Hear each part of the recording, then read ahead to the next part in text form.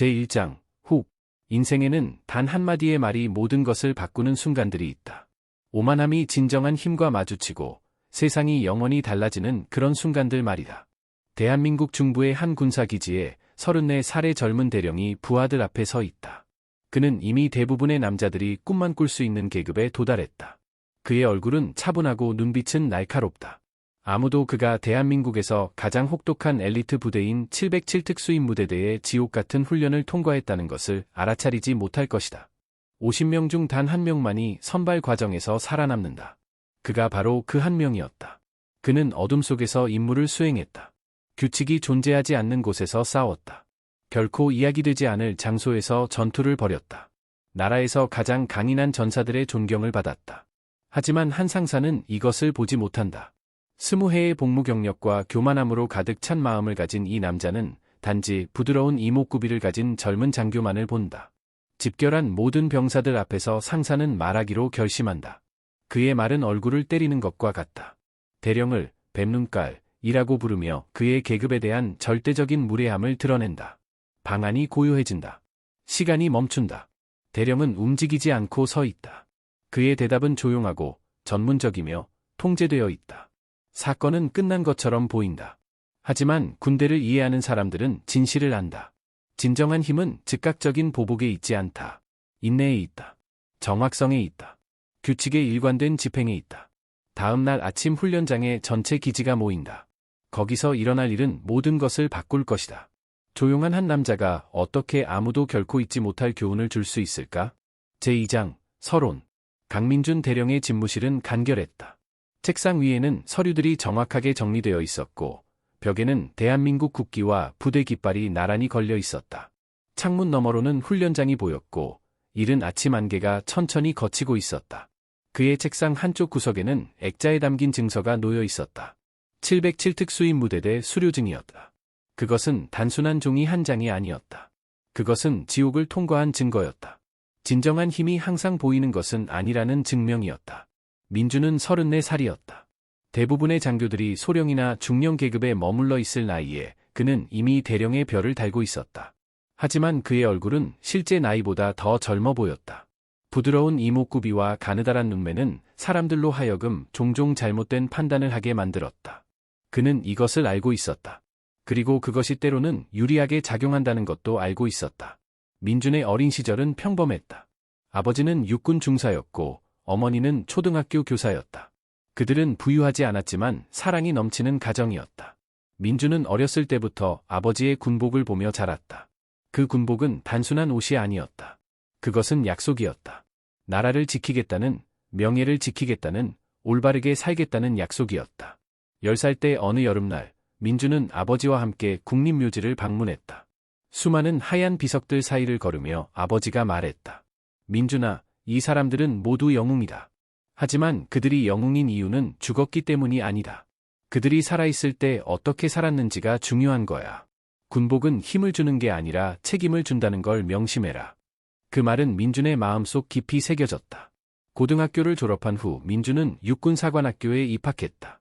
그곳에서 그는 평범한 학생이 아니었다. 체력 검사에서 항상 상위권이었고 전술 이론에서는 뛰어난 성적을 거두었다. 하지만 동료들이 가장 기억하는 것은 그의 리더십이었다. 민준은 소리 지르지 않았다. 협박하지 않았다. 대신 그는 경청했다. 이해했다. 그리고 모범을 보였다. 새벽 훈련이 있을 때 그는 항상 가장 먼저 도착했다. 청소 당번이 있을 때 그는 부하들과 함께 바닥을 닦았다. 졸업 후 그는 소위로 임관했다. 그리고 3년 후 그는 결정을 내렸다. 707 특수임무대대에 지원하기로 한 것이었다. 선발 과정은 잔인했다. 첫 주에 50명의 지원자 중 20명이 포기했다. 육체적 훈련은 상상을 초월했다. 하루에 4시간만 자고 산악행군을 40kg의 장비를 메고 밤새 해야 했다. 정신적 압박은 더 심했다. 교관들은 지원자들의 한계를 시험했다. 극한의 스트레스 상황에서 어떻게 반응하는지 관찰했다. 민준은 결코 포기하지 않았다. 몸이 비명을 지를 때도 그는 계속 나아갔다. 마음이 의심할 때도 그는 아버지의 말을 기억했다. 책임을 진다는 것. 선발 과정이 끝났을 때 단 5명만이 남았다. 민준은 그중 한 명이었다. 707 특수임무대대에서의 5년은 그를 완전히 바꾸어 놓았다. 그는 분류된 작전을 수행했다. 북쪽 경계선 너머에서, 어두운 바다에서, 아무도 알지 못하는 곳에서 임무를 완수했다. 그는 생사의 순간에서 결정을 내리는 법을 배웠다. 그리고 가장 중요하게, 진정한 힘은 폭력에서 오는 것이 아니라 통제에서 온다는 것을 배웠다. 그의 지휘관이었던 박준장은 은퇴하기 전 민준에게 말했다. 강대위, 자네는 내가 본 중에서 가장 뛰어난 전사 중 한 명이네. 하지만 자네의 진짜 재능은 싸우는 것이 아니라 이끄는 것일세. 언젠가 자네는 많은 사람들을 이끌게 될 거야. 그때 기억하게. 두려움으로 이끄는 것은 쉽지만 존경으로 이끄는 것이 진정한 힘이라는 걸. 민준은 그 조언을 가슴에 새겼다. 707 특수임무대대를 떠나 일반 부대로 복귀한 후 민준의 승진은 빨랐다. 소령, 중령, 그리고 마침내 대령. 각 단계에서 그는 같은 철학을 유지했다. 존중, 훈련, 공정함. 지금 그가 지휘하는 이 기지는 중간 규모였다. 약 1000명의 병사들이 주둔하고 있었다. 대부분은 젊은 의무 복무자들이었지만 경험 많은 부사관들과 장교들도 있었다. 민준의 부사령관인 최소령은 40대 중반의 노련한 군인이었다. 그는 민준보다 나이가 많았지만 계급은 낮았다. 하지만 최소령은 결코 이것을 문제 삼지 않았다. 그는 민준의 능력을 인정했고 그의 리더십을 존중했다. 대령님, 오늘 아침 보고서입니다. 최소령이 서류를 건네며 말했다. 민준은 서류를 받아 훑어보았다. 일상적인 것들이었다. 훈련 일정, 장비 점검, 인사 이동. 박태원 상사에 대한 내용이 여기 있습니까? 민준이 물었다. 최소령은 잠시 망설이다가 고개를 끄덕였다. 네, 마지막 페이지에 있습니다. 민준은 페이지를 넘겼다. 박태원 상사. 43세, 20년의 복무 경력. 여러 부대를 거쳐왔고 대부분의 평가에서 우수한 점수를 받았다. 하지만 최근 몇 년간의 기록을 보면 미묘한 변화가 있었다. 작은 실수들, 지연된 보고서들, 부하들로부터의 불만들. 최소령님 생각은 어떻습니까? 민준이 물었다. 최소령은 신중하게 말했다. 박 상사는 능력 있는 사람입니다. 하지만 편안해졌다고 생각합니다. 너무 오래 한 위치에 있으면 사람들은 때때로 자신의 경험이 특권을 준다고 착각합니다. 민준은 고개를 끄덕였다. 그는 이런 유형을 전에도 봤다. 한때 뛰어났던 군인들이 시간이 지나면서 자만하게 되는 경우, 그들의 과거 업적이 현재의 태만을 정당화한다고 믿게 되는 것. 지켜보겠습니다. 민준이 말했다. 오후에 민준은 훈련장을 시찰했다. 이것은 그의 습관이었다. 일주일에 2~3번, 그는 직접 현장을 방문하여 병사들이 어떻게 훈련받고 있는지 확인했다. 젊은 이 대위가 한 소대를 이끌고 사격 훈련을 하고 있었다. 민준은 멀리서 지켜보았다. 이 대위는 재능 있는 장교였다. 열정적이고 헌신적이며 병사들에게 존경받았다. 훈련이 끝난 후 민준은 이 대위에게 다가갔다. 잘하고 있습니다. 이 대위, 민준이 말했다. 이 대위는 경례를 했다. 감사합니다, 대령님. 병사들이 당신을 신뢰하는 것이 보입니다. 그것이 가장 중요한 것입니다. 민준이 말했다. 이 대위의 얼굴이 밝아졌다. 대령님께서 가르쳐 주신 대로 하려고 노력하고 있습니다. 존중은 명령할 수 없고 얻어야 한다는 것. 민준은 미소 지었다. 맞습니다. 그리고 당신은 그것을 잘 이해하고 있습니다. 그들이 이야기를 나누고 있을 때 박태원 상사가 근처를 지나갔다. 그는 민준을 보고 경례를 했지만 그의 표정에는 무언가 다른 것이 있었다. 존경이 아니라 형식적인 의무였다. 민준은 이것을 놓치지 않았다. 하지만 그는 아무 말도 하지 않았다. 관찰하고 기억할 뿐이었다. 저녁이 되어 민준은 다시 집무실로 돌아왔다. 책상 위의 사진을 바라보았다. 군복을 입은 아버지의 사진이었다. 아버지는 5년 전에 돌아가셨다. 심장마비였다. 민준은 그때 707 특수임무대대에서 임무 중이었고 장례식에 참석할 수 없었다. 그것은 그의 인생에서 가장 고통스러운 순간 중 하나였다. 아버지, 제가 올바른 길을 가고 있는지 모르겠습니다. 민준은 조용히 중얼거렸다. 하지만 아버지가 가르쳐 주신 대로 최선을 다하고 있습니다. 제3장, 촉발 사건. 화요일 아침 6시. 전체 기지가 주 훈련장에 집결했다. 이것은 원래 정기 점검이었다. 모든 부대가 대형을 갖추고 장비를 점검받고 대령의 훈시를 듣는 시간이었다. 하늘은 맑았다. 이른 봄의 차가운 공기가 훈련장을 가득 채웠다. 1000명의 병사들이 완벽한 대열을 이루어 서 있었다. 그들의 군복은 단정했고 자세는 곧았다. 강민준 대령은 단상으로 걸어갔다. 그의 걸음걸이는 침착했다. 서두르지 않았지만 주저하지도 않았다. 최소령과 이 대위가 그의 뒤를 따랐다. 민준은 마이크 앞에 섰다. 잠시 침묵이 흘렀다. 그는 병사들을 천천히 둘러보았다. 그의 눈빛은 날카로웠지만 따뜻했다. 장병 여러분, 좋은 아침입니다. 민준의 목소리가 훈련장 전체에 울려 퍼졌다. 좋은 아침입니다. 1000개의 목소리가 일제히 화답했다. 오늘 우리는 정기 점검을 실시할 것입니다. 이것은 처벌이 아닙니다. 이것은 우리가 최상의 준비 상태를 유지하고 있는지 확인하는 과정입니다. 여러분 각자가 이 부대의 중요한 일원입니다. 여러분의 준비성이 곧 우리의 힘입니다. 민준은 잠시 멈췄다가 계속했다. 점검은 공정하게 진행될 것입니다. 발견된 문제점은 건설적으로 해결될 것입니다. 우리의 목표는 비난이 아니라 개선입니다. 시작하겠습니다. 점검이 시작되었다. 민준은 최소령 및 다른 고위 장교들과 함께 각 소대를 차례로 방문했다. 그는 장비를 확인하고 병사들과 짧은 대화를 나누고 훈련 기록을 검토했다. 대부분의 부대는 우수한 상태였다. 민준은 칭찬을 아끼지 않았다. 잘했습니다. 훌륭합니다. 계속 이렇게 유지하십시오. 그의 말은 진심이었고 병사들은 그것을 느낄 수 있었다. 하지만 박태원 상사의 소대에 도착했을 때 상황이 달라졌다. 민준은 장비 배치를 살펴보았다. 몇 가지 문제가 즉시 눈에 띄었다. 탄약 상자가 올바르게 고정되지 않았다. 통신 장비의 케이블이 엉켜 있었다. 한 병사의 개인 화기에 청소 흔적이 부족했다. 이것들은 작은 것들이었다. 생명을 위협하는 문제는 아니었다. 하지만 군대에서 작은 부주의는 큰 실패로 이어질 수 있다. 민준은 박태원 상사에게 다가갔다. 박 상사는 40대 초반의 건장한 남자였다.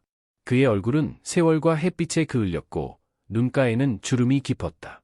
박 상사님, 민준이 차분하게 말했다.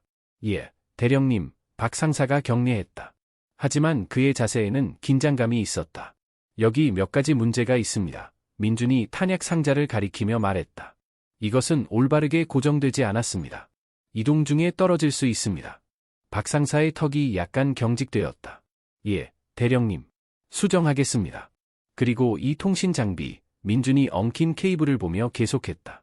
긴급 상황에서 이것은 귀중한 시간을 낭비하게 만들 것입니다. 이해했습니다. 대령님. 박 상사의 목소리에 약간의 긴장이 묻어났다. 민준은 고개를 끄덕였다. 이것들은 쉽게 고칠 수 있는 것들입니다. 하지만 주의가 필요합니다. 상사님은 이 소대의 책임자입니다. 부하들의 준비 상태는 상사님의 책임입니다. 이것은 공정한 말이었다. 비난이 아니라 사실의 진술이었다. 하지만 공개적으로 말해진 것이었다.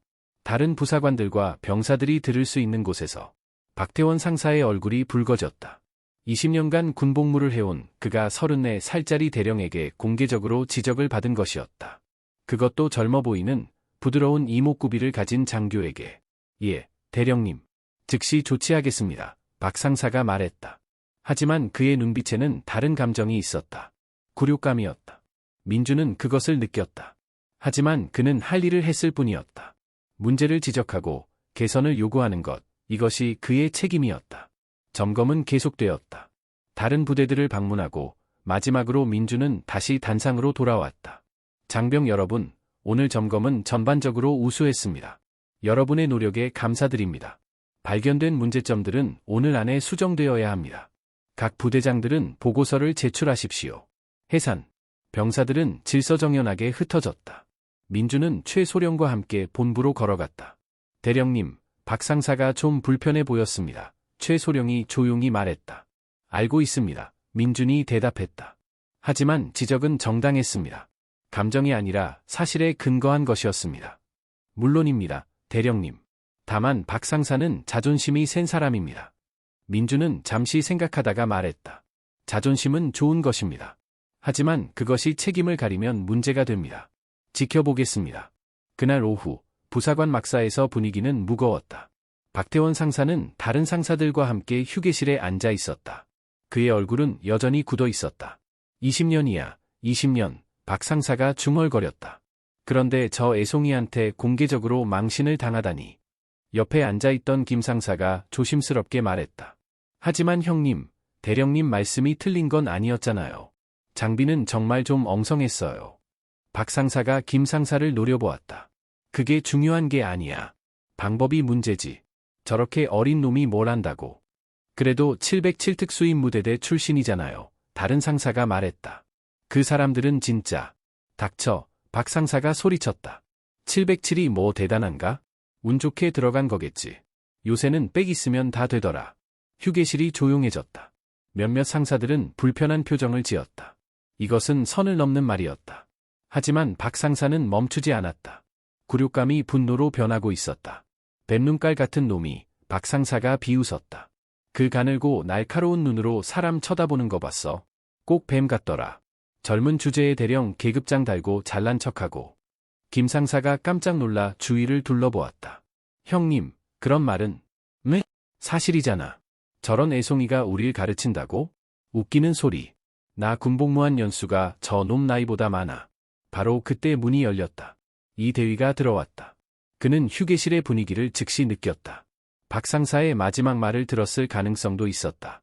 안녕하십니까, 상사님들. 이 대위가 경직된 목소리로 인사했다.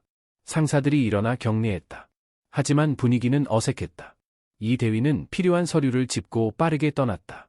복도를 걸으며 그의 마음은 무거웠다. 방금 들은 말들을 어떻게 해야 할지 확신이 서지 않았다. 1시간 후, 이 대위는 최소령의 사무실에 있었다. 소령님, 말씀드릴 것이 있습니다. 이 대위가 조심스럽게 시작했다. 최소령은 서류를 내려놓고 그를 바라보았다. 무슨 일인가? 이 대위는 부사관 휴게실에서 들은 것을 보고했다. 박 상사의 말, 그의 태도, 뱀눈깔이라는 표현. 최소령의 얼굴이 굳어졌다. 확실한가? 예, 소령님. 제가 직접 들었습니다. 최소령은 깊게 한숨을 쉬었다. 대령님께 보고해야겠네. 저녁 무렵, 최소령은 민준의 집무실을 찾았다. 민준은 서류 작업을 하고 있었다. 대령님, 보고드릴 사항이 있습니다. 민준은 펜을 내려놓았다. 말씀하십시오. 최소령은 이 대위로부터 들은 것을 전달했다. 박 상사의 발언, 그의 태도, 모욕적인 표현들. 민준은 조용히 들었다. 그의 표정은 변하지 않았다.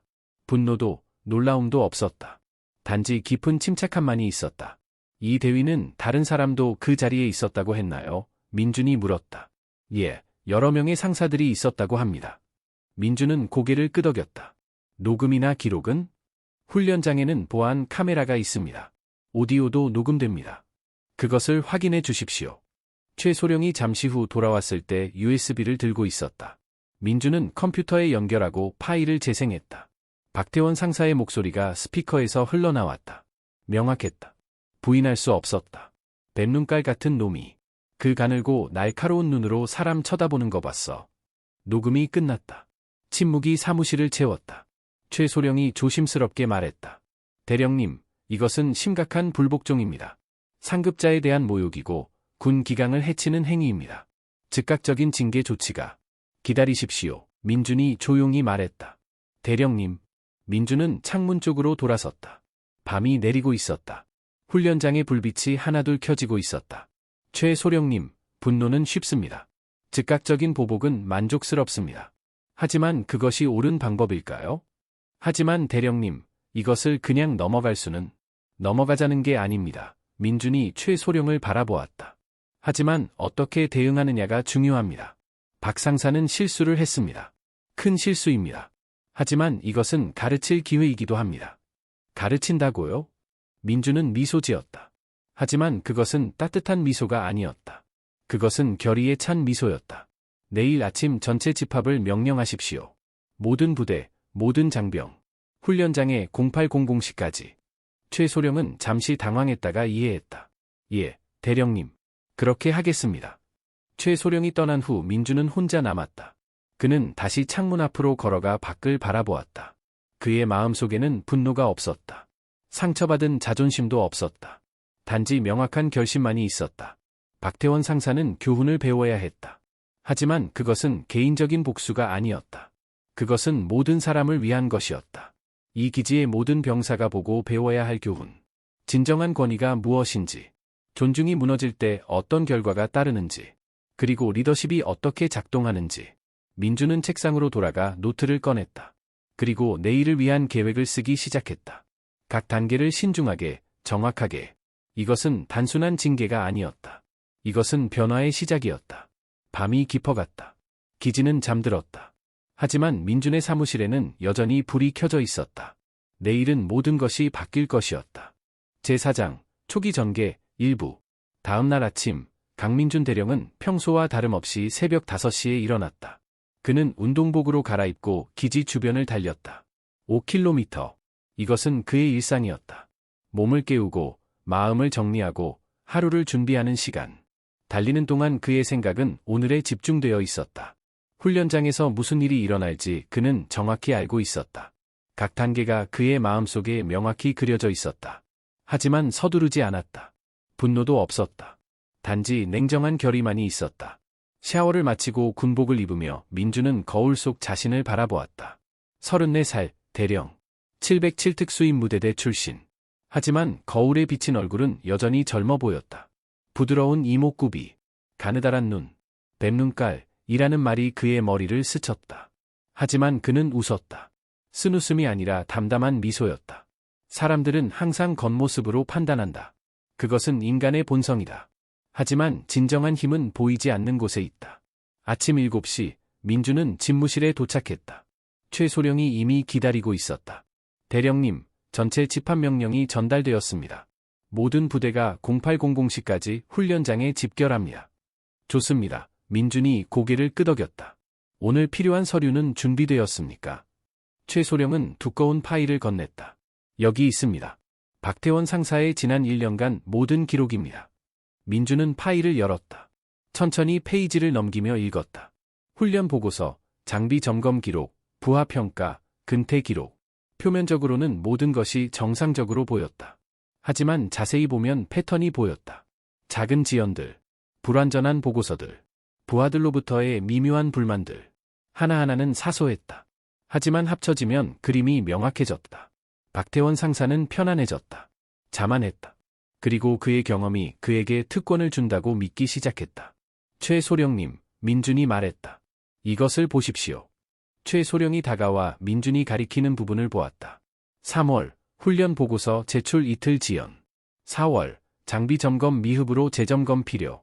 5월, 부하 병사로부터 불만 접수, 과도한 언어 사용.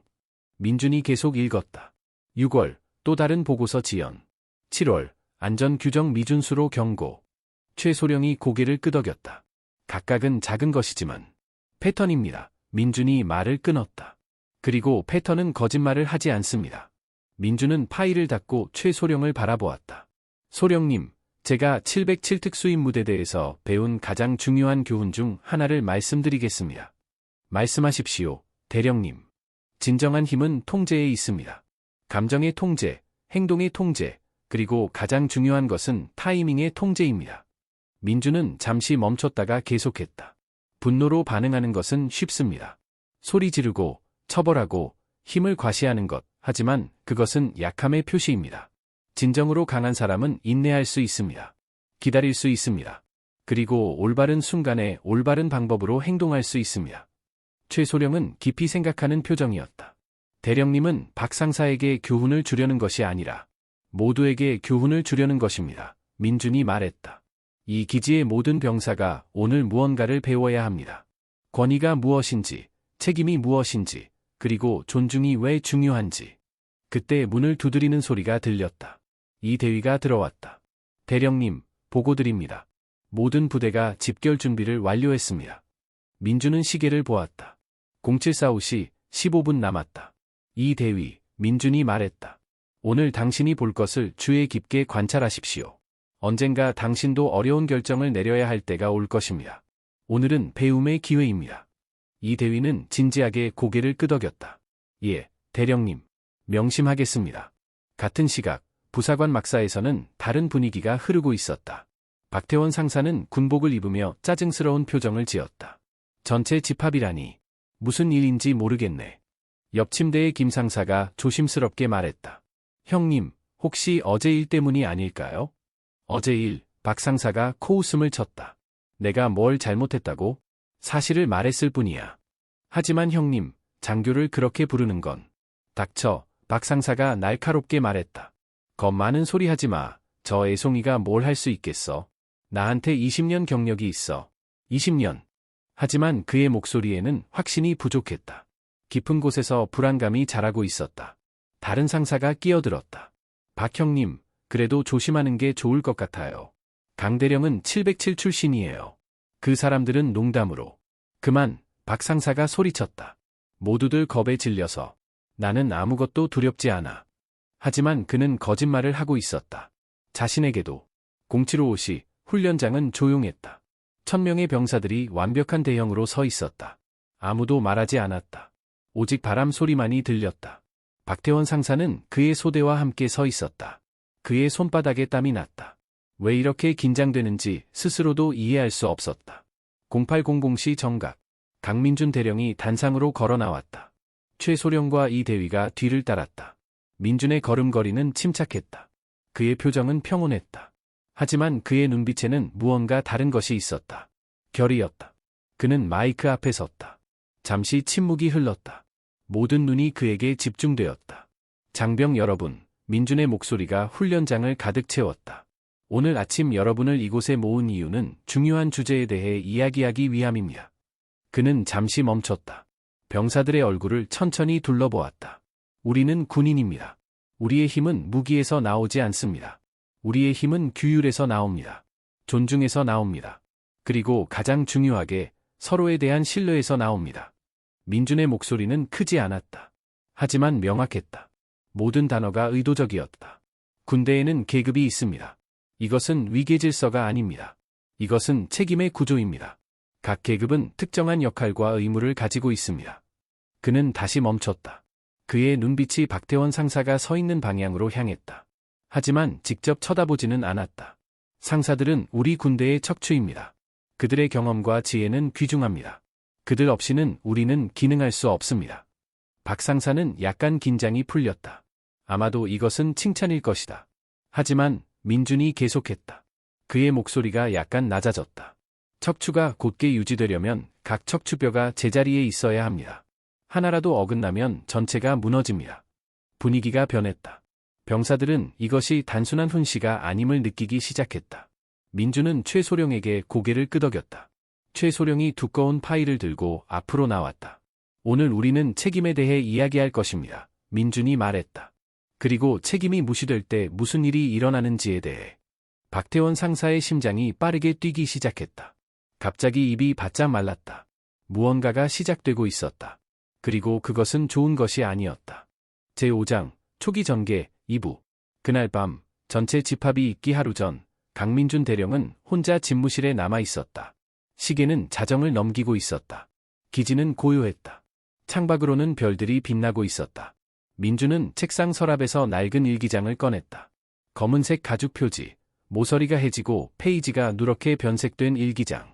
이것은 그가 707 특수임 무대대에 있을 때부터 써온 것이었다.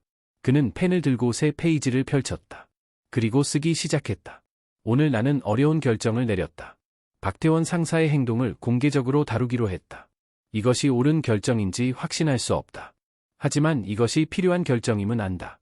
민준은 잠시 펜을 멈추고 생각에 잠겼다. 아버지가 살아계셨다면 뭐라고 하셨을까? 아마도 이렇게 말씀하셨을 것이다. 민준아, 리더십은 인기 경쟁이 아니다.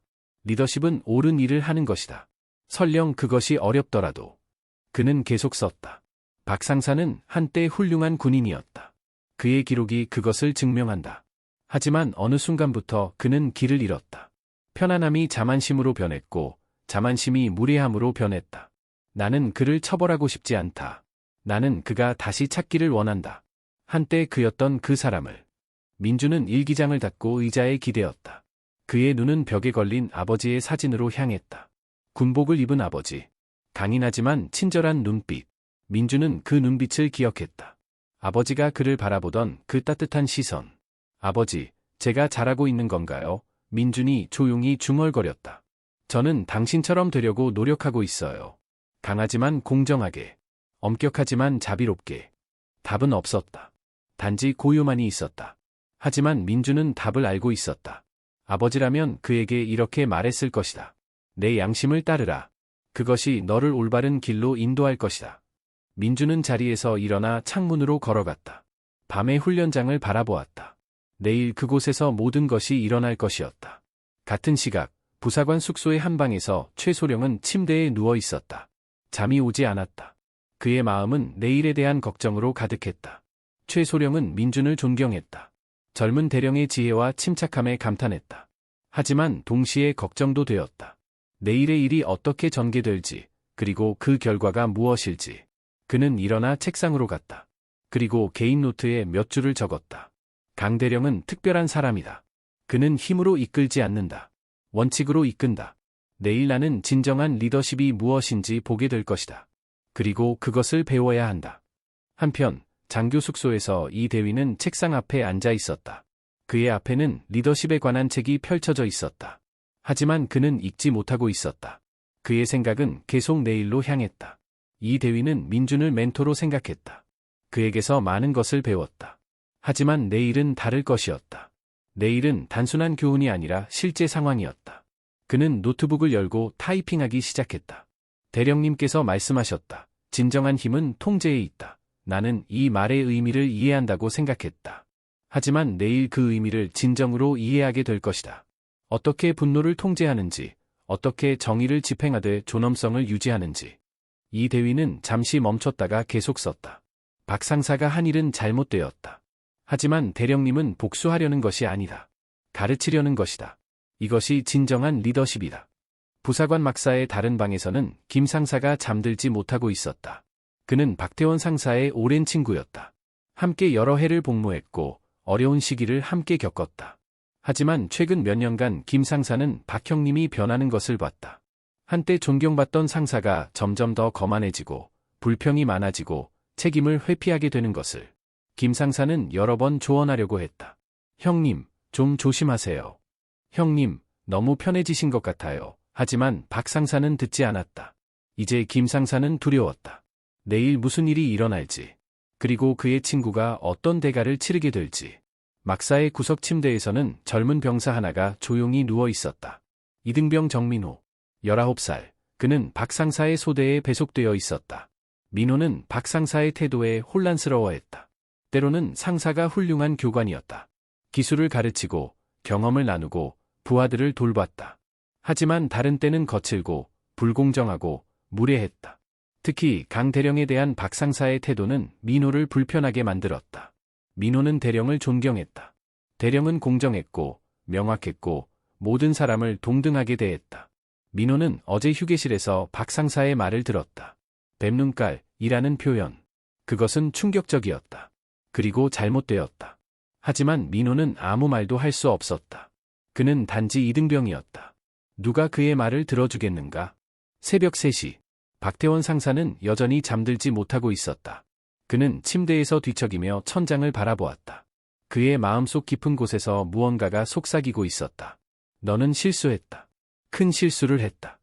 하지만 그는 그 목소리를 무시하려 했다. 아니야. 나는 옳았어. 저 애송이가 뭘 안다고. 하지만 확신은 점점 약해지고 있었다. 그리고 두려움이 그 자리를 채우기 시작했다. 박 상사는 자신의 인생을 돌아봤다. 20년을 군에 바쳤다. 젊은 시절 그는 열정적이었다. 최고가 되고 싶었다. 부하들의 모범이 되고 싶었다. 하지만 언제부터 변했을까? 언제부터 편안함이 중요해졌을까? 언제부터 새로운 것을 배우기를 멈추고 과거의 영광에 의지하기 시작했을까?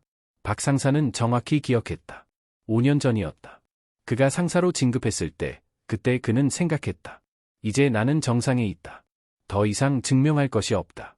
그것이 시작이었다. 자만의 시작, 태만의 시작, 그리고 결국 오늘의 상황으로 이어진 길의 시작. 박 상사는 침대에서 일어나 창문으로 갔다. 밤하늘을 바라보았다. 별들이 빛나고 있었다. 변하지 않는 별들. 나는 무엇이 되었나? 그는 스스로에게 물었다. 한때 나는 자랑스러운 군인이었다. 이제 나는 무엇인가? 하지만 대답하기가 두려웠다. 새벽 5시. 기지가 깨어나기 시작했다. 병사들이 일어나고 씻고 군복을 입었다. 모두가 알고 있었다. 오늘은 평범한 날이 아니라는 것을. 무언가 중요한 일이 일어날 것이라는 것을. 민주는 이미 일어나 있었다. 그는 달리기를 마치고 샤워를 했다.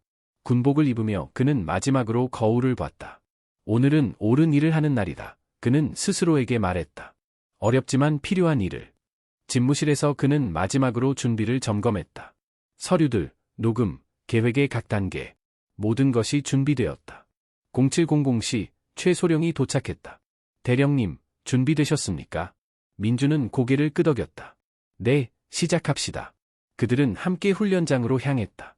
해가 떠오르고 있었다. 새로운 날이 시작되었다. 그리고 그 날은 모든 것을 바꿀 것이었다. 제6장, 중기전개, 일부. 0800시 정각. 훈련장은 완벽한 침묵 속에 있었다. 1000명의 병사들이 대형을 갖추고 서 있었다. 아침 햇살이 그들의 군복에 반사되어 빛났다. 강민준 대령은 단상에 서서 병사들을 바라보았다. 그의 표정은 평온했지만 그의 눈빛에는 결의가 담겨 있었다. 장병 여러분, 민준이 다시 말했다. 우리는 모두 이 나라를 지키기 위해 이곳에 있습니다. 그것이 우리의 명예로운 임무입니다. 그는 잠시 멈췄다. 바람이 불어와 깃발이 펄럭였다. 하지만 우리가 외부의 적을 막기 전에 우리 내부의 적을 먼저 다루어야 합니다. 그 적은 자만입니다. 무례함입니다. 그리고 책임의 회피입니다. 민준의 목소리는 여전히 차분했다. 하지만 모든 단어가 무게를 가지고 있었다. 며칠 전 정기 점검이 있었습니다. 그 점검에서 몇 가지 문제점들이 발견되었습니다. 이것들은 작은 것들이었습니다. 하지만 작은 부주의가 큰 실패로 이어질 수 있다는 것을 우리는 알고 있습니다. 박태원 상사는 자신의 소대 앞에 서 있었다. 그의 등에서 땀이 흘러내렸다. 심장이 너무 빠르게 뛰어서 다른 사람들도 들을 수 있을 것 같았다. 문제가 발견되었을 때 나는 책임자에게 그것을 지적했습니다. 민준이 계속했다. 공개적으로 말입니다. 왜냐하면 점검은 공개적이었고 문제도 공개적이었기 때문입니다. 민준은 박 상사가 서 있는 방향을 보지 않았다. 하지만 모든 사람이 그가 누구에 대해 말하고 있는지 알았다. 그것은 공정한 지적이었습니다. 감정이 아니라 사실에 근거한 것이었습니다. 나는 소리를 지르지 않았습니다. 모욕하지 않았습니다. 단지 개선이 필요한 부분을 지적했을 뿐입니다. 민준은 다시 멈췄다. 1000개의 눈이 그에게 고정되어 있었다. 하지만 그날 저녁 무언가가 일어났습니다. 어떤 사람이 공개적으로 자신의 상급자를 모욕했습니다. 계급을 무시했습니다. 그리고 가장 중요하게 이 군대가 의미하는 모든 것을 훼손했습니다. 분위기가 변했다. 병사들은 숨을 죽이고 있었다. 이것은 더 이상 일반적인 훈시가 아니었다. 민준은 최소령에게 신호를 보냈다. 최소령이 앞으로 나와 노트북을 설치했다. 스피커가 훈련장 전체에 연결되어 있었다. 여러분에게 무언가를 들려드리겠습니다. 민준이 말했다. 이것은 어제 저녁 부사관 휴게실에서 녹음된 것입니다. 보안 시스템이 자동으로 녹음한 것입니다. 그는 재생 버튼을 눌렀다. 박태원 상사의 목소리가 스피커에서 흘러나왔다. 명확하고 부인할 수 없이 그의 목소리였다. 뱀눈깔 같은 놈이. 그 가늘고 날카로운 눈으로 사람 쳐다보는 거 봤어. 꼭 뱀 같더라. 젊은 주제에 대령 계급장 달고 잘난 척하고. 훈련장에 충격의 물결이 퍼졌다. 병사들은 서로를 바라봤다. 믿을 수 없다는 표정들이었다. 녹음은 계속되었다. 저런 애송이가 우릴 가르친다고? 웃기는 소리. 나 군복무한 연수가 저 놈 나이보다 많아. 녹음이 끝났다. 침묵이 훈련장을 지배했다. 그것은 무거운 침묵이었다. 불편한 침묵이었다.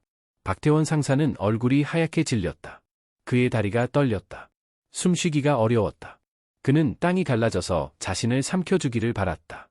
주변의 병사들이 그를 바라보는 것을 느낄 수 있었다. 놀라움, 실망, 당혹감. 그들의 시선이 그를 압도했다. 민준은 여전히 침착했다. 그의 목소리는 변하지 않았다. 여러분이 방금 들은 것은 단순한 불만이 아닙니다. 이것은 상급자에 대한 직접적인 모욕입니다. 이것은 군 기강의 기초를 흔드는 행위입니다. 그는 잠시 멈췄다가 계속했다. 하지만 더 중요한 것은 이것이 보여주는 태도입니다. 경험이 특권을 준다는 믿음. 오래 복무했으니 규칙이 적용되지 않는다는 생각. 이것은 위험한 생각입니다. 민준은 천천히 단상을 걸어 내려왔다. 병사들 사이로 걸어갔다. 그의 걸음은 의도적이었다. 나는 34살입니다. 민준이 말했다. 많은 분들보다 젊습니다. 내 외모는 실제 나이보다 더 젊어 보입니다. 나는 이것을 알고 있습니다. 그는 박태원 상사의 소대 앞에서 멈췄다. 하지만 직접 박 상사를 보지는 않았다. 나의 눈은 가늘고 날카롭습니다. 어떤 사람들은 그것을 뱀눈깔이라고 부를 수도 있습니다. 민준의 목소리에 약간의 냉소가 묻어났다. 하지만 분노는 없었다. 하지만 이 눈으로 나는 북쪽 경계선 너머를 봤습니다. 이 눈으로 나는 어둠 속에서 적을 추적했습니다. 이 눈으로 나는 동료들이 죽는 것을 봤습니다. 민준의 목소리가 약간 낮아졌다. 더 개인적으로, 더 강렬하게. 707특 수임 무대대의 선발 과정에서 50명이 시작했습니다. 오직 5명만이 끝까지 갔습니다. 나는 그 5명 중 하나였습니다. 그는 다시 걸어가기 시작했다. 병사들 사이를 천천히 지나갔다. 나는 이 이야기를 자랑하기 위해 하는 것이 아닙니다. 나는 여러분에게 이해시키기 위해 하는 것입니다. 계급은 선물이 아닙니다. 계급은 땀과 피와 희생으로 얻는 것입니다. 민주는 다시 단상으로 돌아왔다. 병사들을 마주 보았다. 그리고 계급이 주는 것은 권력이 아닙니다. 계급이 주는 것은 책임입니다. 더 많은 책임입니다. 그는 최소령을 보았다. 최소령이 두꺼운 파일을 들고 앞으로 나왔다. 이것은 박태원 상사의 지난 1년간 기록입니다. 민준이 파일을 들어 올렸다. 여러분에게 몇 가지를 읽어드리겠습니다. 박 상사는 이제 공포를 느꼈다. 진정한 공포였다. 그의 실수들이 공개될 것이었다. 모든 사람 앞에서. 3월 15일, 민준이 읽기 시작했다. 훈련 보고서 제출 이틀 지연. 이유, 없음. 4월 22일, 장비 점검 미흡. 재점검 필요. 3가지 항목 부적격. 5월 7일, 부하 병사 정민호 이등병으로부터 불만 제기. 과도한 언어 사용 및 부적절한 처우. 민준은 계속 읽었다. 각 항목마다 날짜와 세부 사항이 있었다. 하나하나는 작았다. 하지만 합쳐지면 패턴이 명확했다. 병사들은 충격을 받았다. 그들은 박 상사가 완벽하다고 생각했다. 경험 많은 베테랑이라고 생각했다. 하지만 이제 다른 모습이 드러나고 있었다. 이등병 정민호는 자신의 이름을 듣고 깜짝 놀랐다. 그는 그 불만을 제기한 것을 거의 잊고 있었다. 하지만 대령은 기억하고 있었다. 대령은 모든 것을 기록하고 있었다. 민주는 마지막 페이지를 읽었다. 그리고 파일을 닫았다. 이것들은 사실입니다. 의견이 아닙니다. 감정이 아닙니다. 기록된 사실입니다. 그는 파일을 최소령에게 돌려주고 병사들을 바라보았다. 박태원 상사, 민준이 처음으로 이름을 불렀다. 박 상사의 온몸이 얼어붙었다. 앞으로 나오십시오. 그것은 명령이었다. 부드럽게 말해졌지만 명령이었다. 박 상사는 움직일 수 없었다. 그의 발이 땅에 붙은 것 같았다. 박태원 상사, 민준이 다시 말했다. 앞으로 나오십시오. 천천히, 박 상사는 발걸음을 떼었다. 각 걸음이 영원처럼 느껴졌다. 1000개의 눈이 그를 지켜보고 있었다. 그는 단상 앞에 도착했다. 민준과 마주섰다. 처음으로 그들의 눈이 직접 마주쳤다. 그리고 그 순간 박태원 상사는 깨달았다. 그는 엄청난 실수를 했다는 것을. 제7장 중기전개 2부. 단상 위에서 강민준 대령과 박태원 상사가 마주섰다. 높이 차이 때문에 박 상사는 민준을 올려다봐야 했다. 하지만 그것은 단순한 물리적 높이가 아니었다. 그것은 권위의 차이였다. 도덕적 위치의 차이였다. 민준은 박 상사를 조용히 바라보았다. 그의 눈빛은 날카로웠지만 차갑지 않았다. 분노가 아니라 실망이 담겨 있었다. 박태원 상사, 민준이 말했다. 당신은 20년간 이 나라를 섬겼습니다. 박 상사는 대답할 수 없었다. 목이 메었다. 20년은 긴 시간입니다. 민준이 계속했다. 당신은 많은 것을 경험했습니다. 많은 것을 배웠습니다. 그리고 많은 젊은 병사들을 가르쳤습니다. 민준은 잠시 멈췄다. 훈련장은 너무 조용해서 바람 소리만 들렸다. 하지만 어느 순간부터 당신은 길을 잃었습니다. 경험이 지혜가 아니라 자만으로 변했습니다. 그리고 오늘 우리는 그 결과를 보고 있습니다. 박 상사의 눈에서 눈물이 흘러나오기 시작했다. 그는 참으려 했지만 참을 수 없었다. 40대 중반의 강인한 군인이 1000명의 병사들 앞에서 울고 있었다. 저는 박 상사가 말을 시작했지만 목소리가 떨렸다. 저는 변명의 여지가 없습니다. 맞습니다. 민준이 조용히 말했다. 변명의 여지가 없습니다. 민준은 최소령을 향해 손을 뻗었다. 최소령이 봉투를 건넸다. 민준은 그것을 열고 안에 종이를 꺼냈다. 이것은 징계 명령서입니다. 민준이 말했다. 당신의 행동에 대한 공식적인 처벌입니다. 박 상사는 고개를 숙였다. 이것이 그의 끝이었다. 20년의 경력이 이렇게 끝나는 것이었다. 하지만 민준이 말했다. 그 한 단어가 공기를 갈랐다. 박 상사는 고개를 들었다. 희망의 불꽃이 그의 눈에 보였다. 하지만 나는 어제 저녁 어떤 편지를 받았습니다. 민준이 다른 봉투를 꺼냈다. 이것은 박 준장님으로부터 온 것입니다. 박 준장. 그 이름을 들은 순간 박 상사의 눈이 커졌다. 박 준장은 그의 옛 지휘관이었다. 10년 전에 함께 복무했던 사람이었다. 준장님은 3년 전에 은퇴하셨습니다. 민준이 설명했다. 하지만 나에게 연락하셨습니다. 어떤 소문을 들으셨다고 합니다. 민준은 편지를 펼쳤다. 그리고 읽기 시작했다. 강민준 대령님께. 저는 박태원 상사에 대한 소식을 들었습니다. 그가 심각한 실수를 했다는 것을 알고 있습니다. 하지만 대령님께 한 가지 부탁드리고 싶습니다. 그를 판단하기 전에 그가 누구였는지도 알아주셨으면 합니다. 민준의 목소리는 여전히 차분했다. 하지만 이제 다른 색깔이 담겨 있었다. 박태원 상사는 한때 제가 본 가장 헌신적인 군인 중 한 명이었습니다.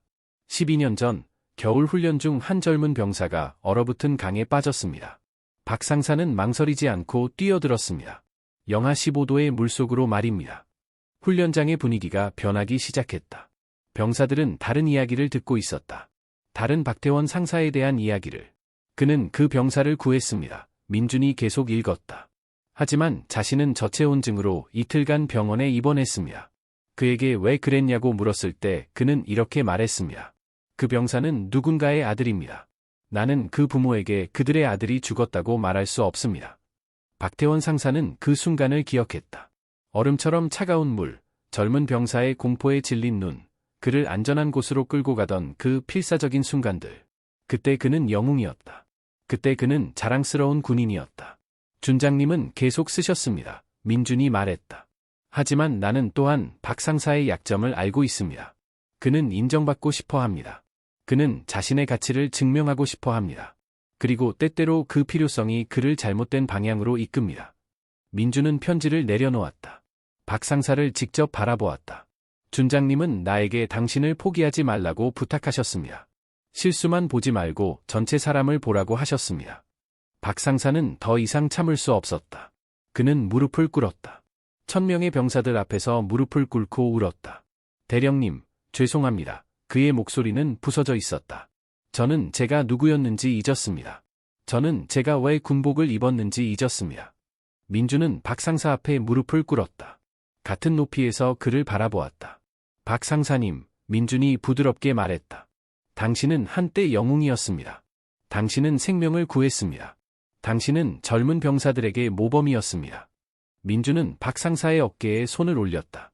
하지만 어딘가에서 당신은 그 사람을 잃어버렸습니다. 오늘 나는 당신에게 선택권을 드리고자 합니다. 박 상사는 눈물을 닦으며 민준을 바라보았다. 첫 번째 선택은 징계를 받는 것입니다. 당신의 행동에 대한 공식적인 처벌, 강등, 급여 삭감, 그리고 영구적인 기록. 민준은 잠시 멈췄다. 두 번째 선택은 책임을 지는 것입니다. 당신의 실수를 인정하고 변화를 약속하고 그 약속을 증명하는 것입니다. 어떻게 하면 됩니까? 박 상사가 물었다. 어떻게 하면 다시 그 사람이 될 수 있습니까? 민준은 일어서서 박 상사에게 손을 내밀었다. 박 상사는 그 손을 잡고 일어났다. 한 달간 당신은 특별 재교육 프로그램에 참여하게 됩니다. 민준이 설명했다. 최소령님 밑에서 직접 일하게 됩니다. 당신은 훈련 프로그램을 재설계하고 젊은 병사들을 멘토링하고 이 기지를 더 나은 곳으로 만드는 일을 하게 됩니다. 민준은 병사들을 향해 돌아섰다. 큰 소리로 말했다. 하지만 이것은 쉬운 길이 아닙니다. 박 상사는 다른 누구보다 열심히 일해야 합니다. 그는 자신의 가치를 다시 증명해야 합니다. 그리고 가장 중요하게 그는 한때 그였던 그 군인을 다시 찾아야 합니다. 민준은 박 상사를 바라보았다. 당신은 이 도전을 받아들이겠습니까? 박태원 상사는 눈물을 닦았다. 그는 똑바로 섰다. 그리고 격려했다. 예, 대령님. 그의 목소리는 떨렸지만 확고했다. 저는 받아들이겠습니다. 그리고 대령님께 증명하겠습니다. 저 자신에게 증명하겠습니다. 저는 다시 그 사람이 될 수 있다는 것을. 민준은 격려를 받았다. 그리고 미소 지었다. 처음으로 따뜻한 미소였다. 좋습니다. 내일부터 시작합니다. 민준은 병사들을 향해 돌아섰다. 장병 여러분, 오늘 여러분은 중요한 교훈을 목격했습니다. 실수는 끝이 아닙니다. 실수는 시작일 수 있습니다. 더 나은 사람이 되기 위한 시작. 그는 잠시 멈췄다. 우리 모두는 불완전합니다. 우리 모두는 실수를 합니다. 하지만 우리를 정의하는 것은 실수가 아닙니다. 우리를 정의하는 것은 그 실수에 어떻게 대응하는가입니다. 민주는 마지막으로 말했다. 해산. 병사들이 흩어지기 시작했다. 하지만 그들은 다른 사람들이었다. 그들은 무언가를 배웠다. 리더십에 대해, 용서에 대해, 그리고 두 번째 기회에 대해. 박태원 상사는 여전히 단상에 서 있었다. 그는 자신의 손을 바라보았다. 떨리는 손을. 하지만 그것은 두려움의 떨림이 아니었다. 그것은 결의의 떨림이었다. 그는 새로운 기회를 받았다. 그리고 그는 그것을 낭비하지 않을 것이었다. 제8장, 반전. 훈련장이 해산된 후 강민준 대령은 집무실로 돌아갔다. 최소령과 이 대위가 그를 따라왔다. 세 사람은 잠시 아무 말도 하지 않고 서 있었다. 대령님, 최소령이 먼저 침묵을 깼다. 오늘 대령님께서 하신 일은 놀라웠습니다. 저는 평생 그런 리더십을 본 적이 없습니다. 이 대위도 고개를 끄덕였다. 박 상사가 무릎을 꿇었을 때, 그리고 대령님께서 그와 함께 무릎을 꿇으셨을 때, 그것은 제가 본 가장 강력한 순간이었습니다. 민주는 창문으로 걸어가 밖을 바라보았다. 나는 단지 옳은 일을 했을 뿐입니다. 박 상사는 처벌이 아니라 방향이 필요했습니다. 하지만 대령님, 최소령이 조심스럽게 말했다. 박 준장님의 편지는 어떻게 받으신 겁니까? 그 타이밍이 너무 완벽했습니다. 민주는 미소 지었다. 실은 나도 놀랐습니다. 준장님께서 어떻게 아셨는지 모르겠습니다. 아마도 군대는 작은 세상인가 봅니다. 그때 문을 두드리는 소리가 들렸다. 민준이 들어오십시오 라고 말하자 문이 열렸다. 들어온 사람을 보고 세 사람 모두 깜짝 놀랐다. 박 준장이었다. 은퇴한 지 3년이 지났지만 그는 여전히 군인처럼 보였다. 60대 중반, 회색 머리, 하지만 똑바로 선 자세와 날카로운 눈빛. 준장님, 민준이 즉시 격려했다. 최소령과 이 대위도 따라 격려했다. 박 준장은 격려를 받고 방으로 들어왔다. 편하게 하십시오, 여러분. 준장님, 어떻게, 민준이 물었다. 어떻게 왔냐고요? 박 준장이 웃었다.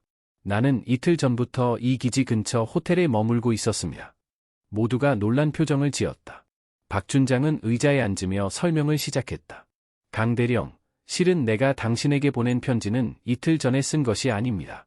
나는 3주 전에 그것을 썼습니다. 민준의 눈이 커졌다. 3주 전이요? 그렇습니다. 박 준장이 고개를 끄덕였다. 나는 박태원에 대해 오래전부터 걱정하고 있었습니다. 그는 내 전 부하였고 나는 그를 아들처럼 생각했습니다. 준장은 잠시 멈췄다가 계속했다. 6개월 전 나는 우연히 이 기지를 지나게 되었습니다. 옛 동료들을 만나러 들렀죠. 그때 박태원을 봤습니다. 그리고 나는 즉시 알았습니다. 뭔가 잘못되었다는 것을. 무엇을 보셨습니까? 민준이 물었다. 그의 눈을 봤습니다. 준장이 말했다. 한때 그 눈에는 열정이 있었습니다. 목적이 있었습니다. 하지만 그날 나는 공허함을 봤습니다. 그리고 자만을 봤습니다. 준장은 깊게 한숨을 쉬었다. 나는 그와 이야기를 나누려 했습니다. 하지만 그는 내 조언을 듣지 않았습니다. 준장님, 걱정하지 마세요. 저는 괜찮습니다라고만 말했죠. 하지만 나는 알았습니다. 그는 괜찮지 않았습니다. 그래서 준장님께서는 최소령이 말했다. 그래서 나는 조사를 시작했습니다. 준장이 인정했다. 비공식적으로요. 나는 이 기지에 있는 몇몇 옛 친구들에게 연락했습니다. 그들에게 박태원을 지켜봐 달라고 부탁했습니다. 준장은 민준을 바라보았다. 그리고 나는 당신에 대해서도 조사했습니다. 강 대령. 민준은 놀라지 않았다. 조용히 기다렸다. 나는 당신의 기록을 봤습니다. 707 특수임무대대 출신. 최연소 대령. 그리고 가장 중요하게 당신의 리더십 스타일에 대한 평판. 준장은 미소 지었다. 사람들은 당신을 공정한 독수리라고 부르더군요. 엄격하지만 공정하다고. 강하지만 자비롭다고. 나는 생각했습니다. 이 사람이라면 박태원을 도울 수 있을지도 모른다. 민주는 이제 이해하기 시작했다. 그래서 준장님께서 일부러 기다렸습니다. 준장이 고백했다. 나는 알고 있었습니다. 박태원이 언젠가 실수를 할 것이라는 것을. 큰 실수를. 그리고 그때가 그를 구할 수 있는 유일한 기회라는 것을. 방안이 조용해졌다. 모두가 이 계시의 무게를 느끼고 있었다. 나는 당신을 시험했습니다. 강 대령, 준장이 솔직하게 말했다. 당신이 어떻게 반응할지 보고 싶었습니다. 당신이 단순히 처벌할 것인지 아니면 더 깊이 볼 것인지. 민주는 복잡한 표정을 지었다. 준장님께서는 박 상사를 미끼로 사용하신 겁니까? 아닙니다. 준장이 단호하게 말했다. 나는 그의 실수를 만들지 않았습니다. 그것은 그의 선택이었습니다. 나는 단지 그 실수가 파멸이 아니라 전환점이 되도록 도왔을 뿐입니다. 준장은 자리에서 일어나 민준에게 다가갔다.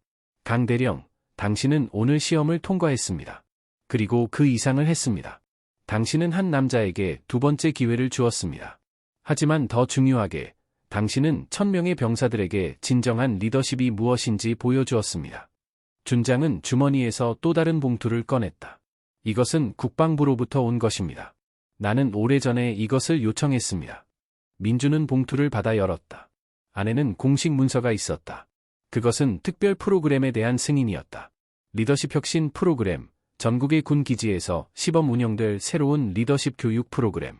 그리고 그 프로그램의 책임자로 지명된 사람은 강민준 대령이었다. 이것은 민준이 말문이 막혔다. 이것은 당신의 다음 임무입니다. 준장이 설명했다. 당신이 오늘 박태원에게 한 것을 다른 사람들에게도 하는 것입니다. 잃어버린 군인들을 찾는 것, 그들에게 두 번째 기회를 주는 것. 준장은 최소령과 이 대위를 바라보았다. 그리고 최소령과 이 대위는 당신의 팀이 될 것입니다. 이것은 이미 승인되었습니다. 두 장교는 놀라움과 기쁨이 섞인 표정을 지었다. 민주는 문서를 다시 읽었다. 이것은 엄청난 책임이었다. 하지만 또한 엄청난 기회이기도 했다. 준장님, 민준이 말했다. 왜 저를 선택하셨습니까? 박 준장은 민준의 어깨에 손을 올렸다. 왜냐하면 나는 당신의 아버지를 알고 있었기 때문입니다. 민준의 눈이 커졌다. 제 아버지를요? 강철수 중사. 나는 40년 전 그와 함께 복무했습니다. 그는 내 부하였습니다. 준장이 미소 지었다. 그는 나에게 많은 것을 가르쳐 주었습니다. 계급이 높다고 해서 더 현명한 것은 아니라는 것을. 진정한 리더십은 섬기는 것이라는 것을. 준장의 눈에 추억이 어렸다. 당신의 아버지가 돌아가셨을 때 나는 장례식에 참석했습니다. 당신은 나를 기억하지 못할 것입니다. 당신은 임무 중이었고 나는 조용히 왔다 갔습니다. 민준의 목이 메었다. 하지만 나는 그날 다짐했습니다. 강철수의 아들을 지켜보겠다고. 그가 아버지만큼 훌륭한 사람이 되도록 돕겠다고. 준장은 뒤로 물러나 경례했다. 그리고 오늘 나는 봤습니다. 당신은 아버지를 넘어섰습니다. 당신은 당신만의 길을 만들었습니다. 민주는 눈물을 참으며 경례를 받았다. 준장님, 저는 모르고 있었습니다. 알 필요가 없었습니다. 준장이 말했다. 당신은 스스로 해냈습니다. 그것이 중요합니다. 준장은 문을 향해 걸어갔다. 떠나기 전에 돌아서서 말했다. 강대령, 박태원 상사는 이제 당신의 책임입니다. 그를 실망시키지 마십시오. 하지만 가장 중요한 것은 그가 스스로를 실망시키지 않도록 도우십시오. 예, 준장님. 그렇게 하겠습니다. 박 준장이 떠난 후 세 장교는 서로를 바라보았다. 이것은 믿을 수 없습니다. 이 대위가 중얼거렸다. 하지만 진짜입니다. 최소령이 문서를 가리키며 말했다. 민주는 창문으로 걸어가 밖을 바라보았다. 훈련장에서 박태원 상사가 홀로 서 있는 것이 보였다. 그는 멍하니 서서 자신의 손을 바라보고 있었다. 오늘은 시작입니다. 민준이 조용히 말했다. 박 상사에게도, 우리에게도, 이 모든 사람들에게도. 그는 두 장교를 바라보았다. 우리는 큰 일을 하게 될 것입니다. 쉽지 않을 것입니다. 하지만 그만한 가치가 있을 것입니다. 최소령과 이 대위는 결의에 찬 표정으로 고개를 끄덕였다. 밖에서 해가 높이 떠올랐다. 새로운 장이 시작되고 있었다. 박태원 상사에게, 강민준 대령에게, 그리고 이 기지의 모든 사람에게 변화의 바람이 불고 있었다. 그리고 그것은 단지 시작일 뿐이었다. 제9장, 클라이맥스 준비. 다음 날 아침 0600시, 박태원 상사는 강민준 대령의 집무실 앞에 서 있었다. 그는 밤새 거의 자지 못했다. 마음속에는 수많은 생각과 감정이 소용돌이치고 있었다. 두려움, 수치심, 그리고 묘하게도 희망. 문을 두드렸다. 들어오십시오. 민준의 목소리가 들렸다. 박 상사는 문을 열고 들어갔다. 민준은 책상에 앉아 있었고 최소령이 옆에 서 있었다. 두 사람 모두 이미 완벽한 군복을 입고 있었다. 박 상사님, 앉으십시오. 민준이 의자를 가리켰다. 박 상사는 조심스럽게 앉았다. 등을 곧게 펴고 손을 무릎 위에 올렸다. 민준은 그를 잠시 바라보다가 말했다. 어젯밤 잘 주무셨습니까? 아니요, 대령님, 박 상사가 솔직하게 대답했다. 잠을 잘 수 없었습니다. 왜입니까? 박 상사는 잠시 망설이다가 대답했다. 제가 받은 기회에 대해 생각했습니다. 그리고 제가 그것을 받을 자격이 있는지 의문이 들었습니다. 민주는 고개를 끄덕였다. 좋은 질문입니다. 당신은 자격이 있다고 생각합니까? 모르겠습니다, 대령님, 박 상사가 정직하게 말했다. 하지만 그것을 증명하고 싶습니다. 민주는 미소 지었다. 그것이 제가 듣고 싶었던 답입니다. 최소령이 앞으로 나와 두꺼운 파일을 박 상사 앞에 놓았다. 이것은 당신의 재교육 프로그램입니다. 민준이 설명했다. 다음 한 달 동안 당신이 해야 할 모든 것이 여기 있습니다. 박 상사는 파일을 열었다. 페이지마다 세부적인 계획이 적혀 있었다. 훈련 일정, 멘토링 세션, 프로젝트 목표. 당신의 첫 번째 임무는 우리의 기본 훈련 프로그램을 검토하는 것입니다. 민준이 말했다. 그것을 개선할 방법을 찾으십시오. 당신의 20년 경험을 사용하십시오. 하지만 이번에는 현명하게 사용하십시오. 예, 대령님. 두 번째 임무는 젊은 병사들을 멘토링하는 것입니다. 최소령이 설명했다. 특히 어려움을 겪고 있는 병사들은요. 그들에게 당신의 지식을 전달하되 겸손과 인내로 하십시오. 박 상사는 진지하게 고개를 끄덕였다. 민준이 계속했다. 그리고 세 번째 임무가 가장 중요합니다. 당신은 매일 저녁 일기를 쓸 것입니다. 당신이 배운 것, 느낀 것, 그리고 어떻게 개선했는지를. 일기를요? 박 상사가 놀라서 물었다. 네, 민준이 책상 서랍에서 새 일기장을 꺼내 건넸다. 이것은 당신만을 위한 것입니다. 아무도 읽지 않을 것입니다. 하지만 당신은 매일 써야 합니다. 자기 성찰은 변화의 핵심입니다. 박 상사는 일기장을 받아들었다. 검은색 가죽 표지가 부드러웠다. 대령님, 감사합니다. 그의 목소리가 떨렸다. 저는 실망시키지 않겠습니다. 나를 실망시키지 마십시오. 민준이 말했다. 하지만 더 중요한 것은 자신을 실망시키지 마십시오. 그날부터 박태원 상사의 변화가 시작되었다. 첫 주는 가장 어려웠다. 박 상사는 새벽 0500시에 일어나 훈련장을 청소하는 것으로 하루를 시작했다. 이것은 그의 선택이었다. 겸손을 배우는 방법이었다. 그는 기본 훈련 프로그램의 모든 매뉴얼을 읽었다. 20년 전 자신이 처음 배웠던 것들을. 그리고 놀랍게도 그는 많은 것을 잊어버렸다는 것을 깨달았다. 기본, 기초. 왜 우리가 이렇게 하는지.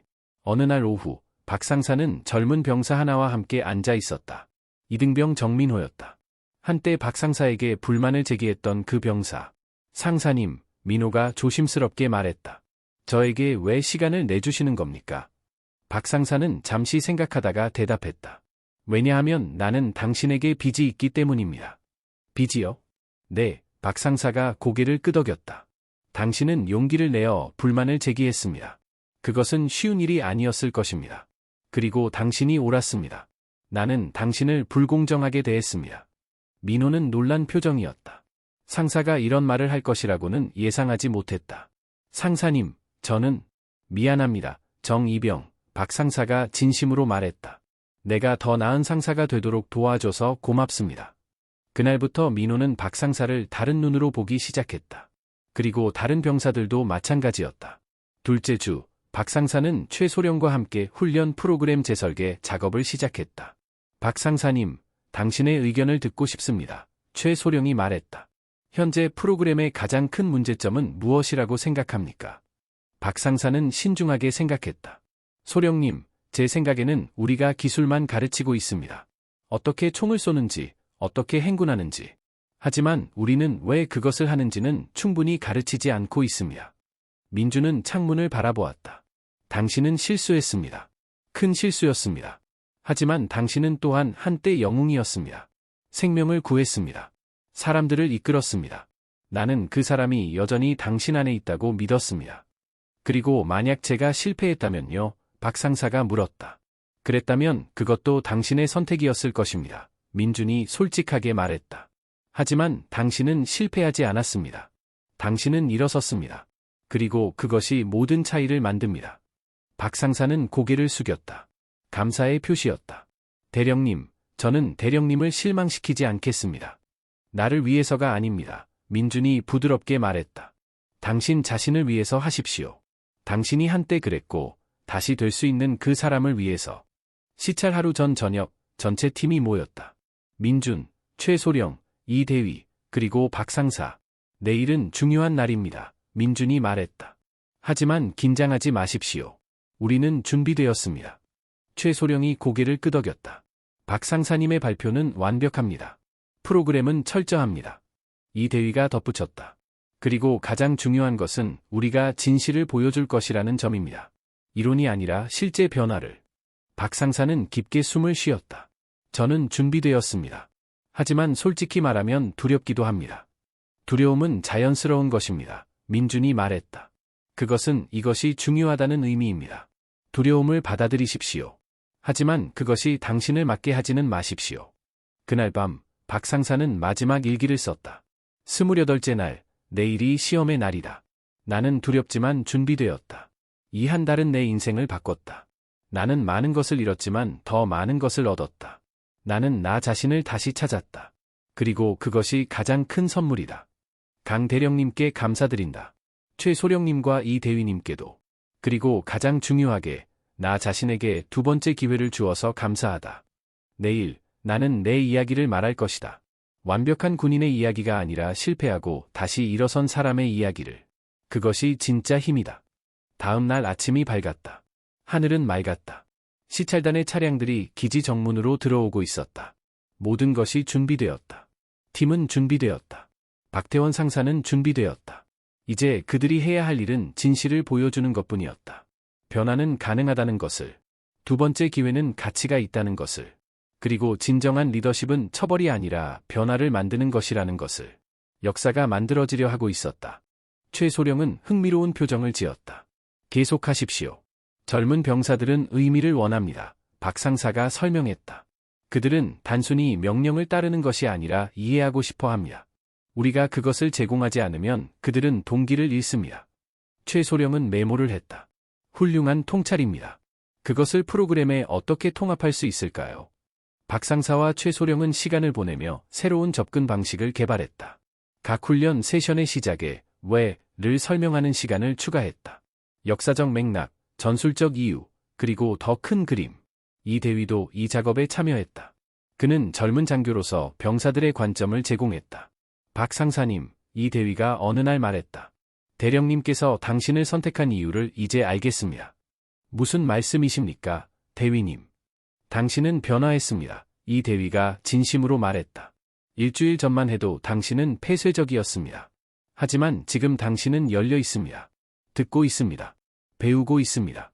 박상사는 잠시 그 말을 생각했다. 대위님, 솔직히 말씀드리면 선택의 여지가 없었습니다. 변화하거나 사라지거나. 그리고 저는 아직 여기 있고 싶습니다. 셋째 주, 중요한 순간이 왔다. 민준 대령은 박상사를 불렀다. 박상사님, 당신의 진행 상황이 인상적입니다. 이제 더 큰 도전을 드리고자 합니다. 준비되었습니다, 대령님. 다음 주에 국방부에서 시찰단이 옵니다. 민준이 설명했다. 그들은 우리의 새로운 리더십 프로그램을 평가할 것입니다.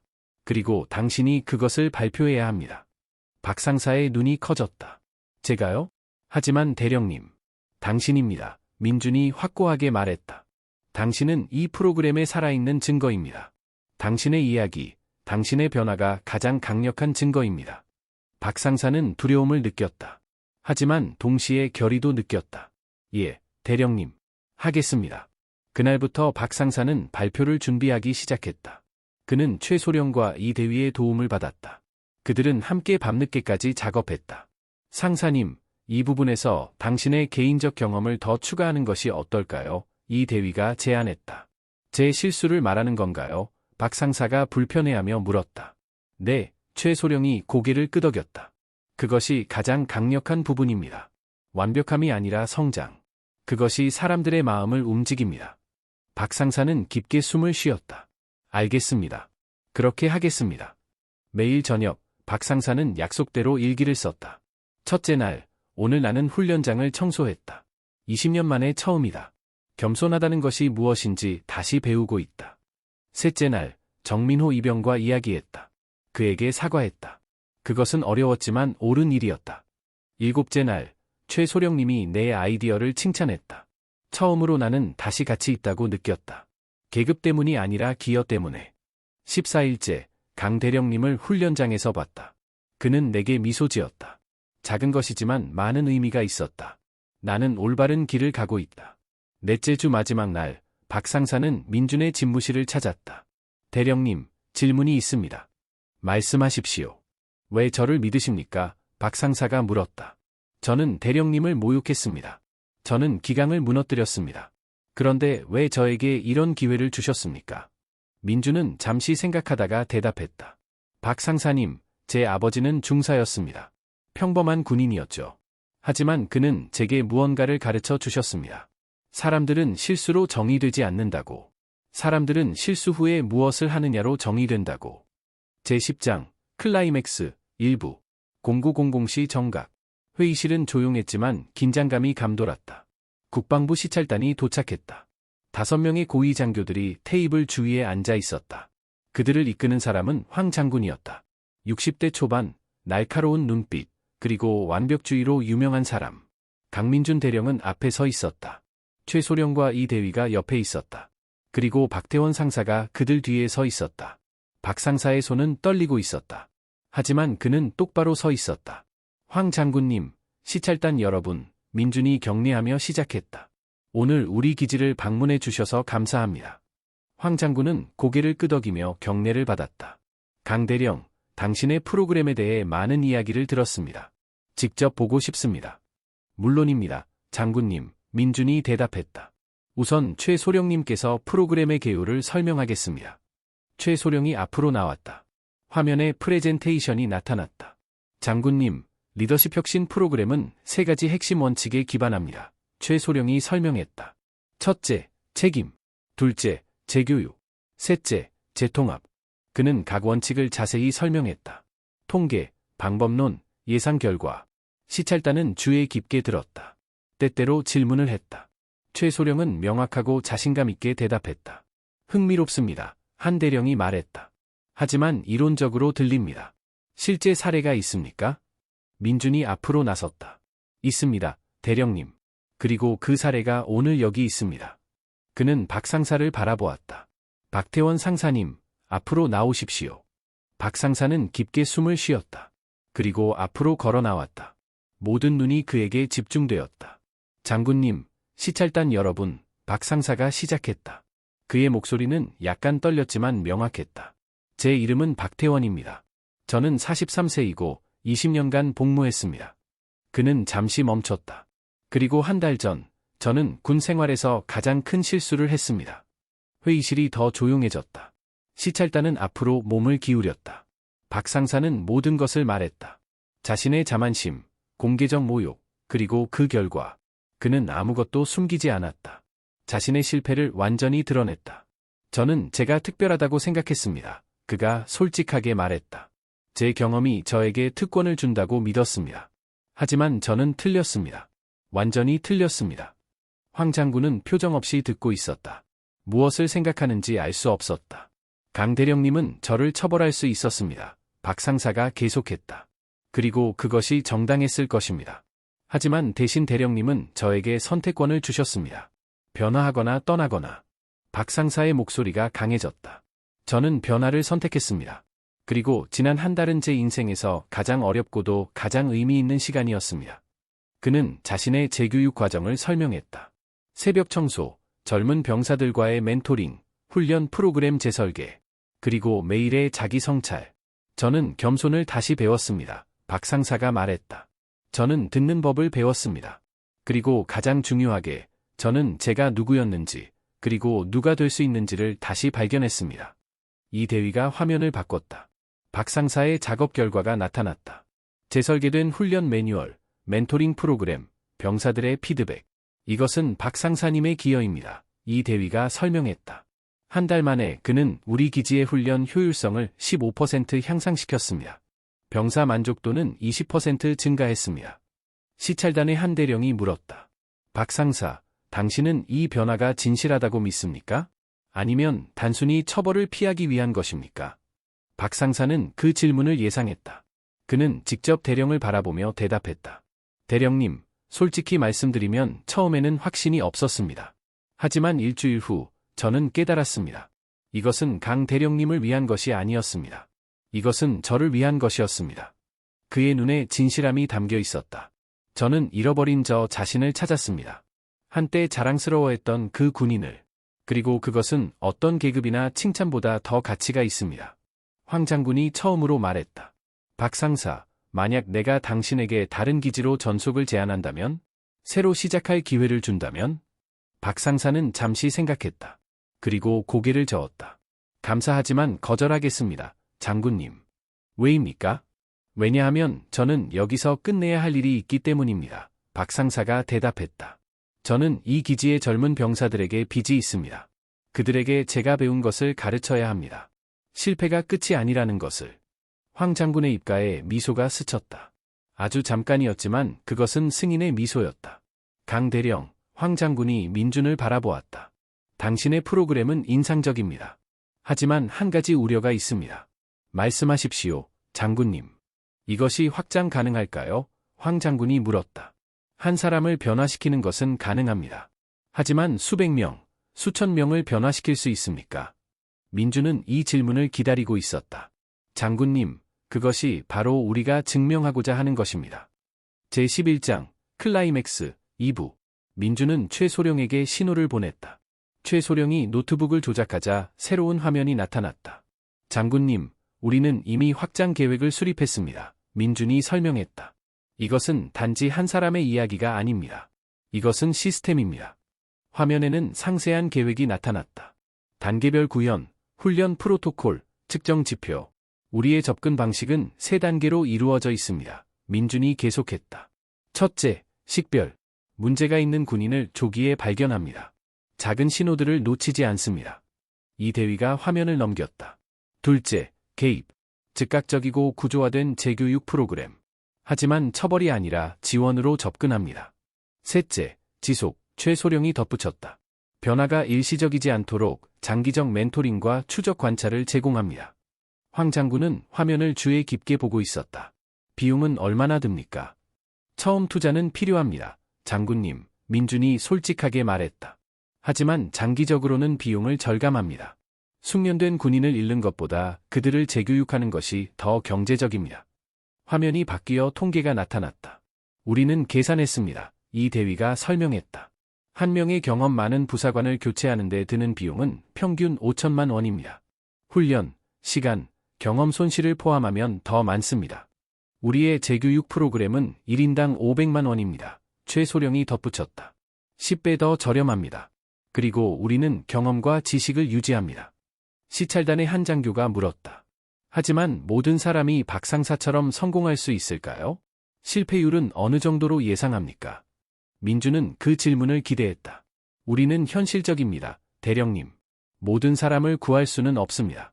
어떤 사람들은 변화를 원하지 않을 것입니다. 그는 잠시 멈췄다. 우리의 예상 성공률은 60에서 70%입니다.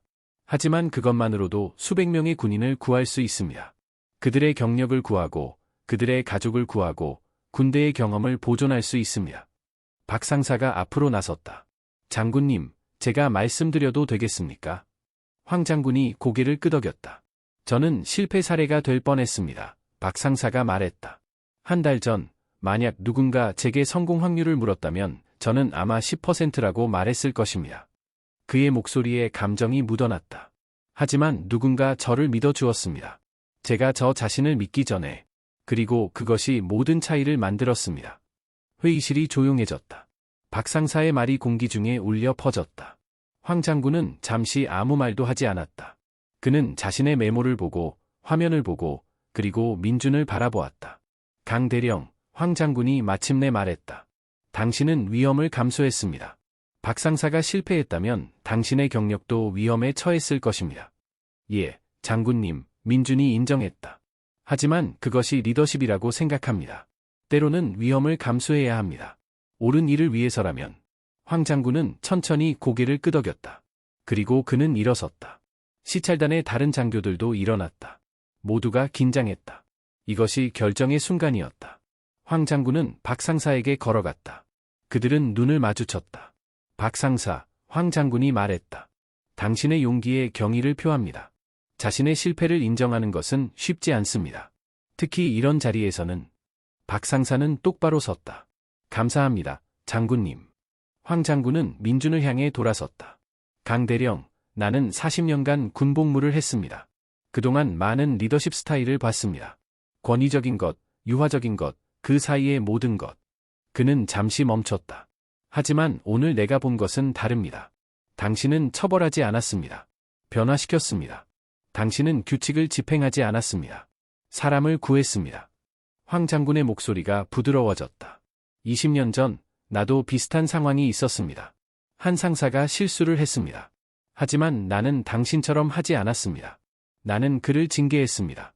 강등시켰습니다. 그의 눈에 후회가 어렸다. 그 상사는 3개월 후 군을 떠났습니다. 좌절하고, 분노하고, 잃어버린 채로. 나는 그것을 평생 후회했습니다. 나는 한 남자를 잃었을 뿐만 아니라 20년의 경험도 잃었습니다. 황 장군은 민준의 어깨에 손을 올렸다. 당신은 나에게 두 번째 기회를 주었습니다.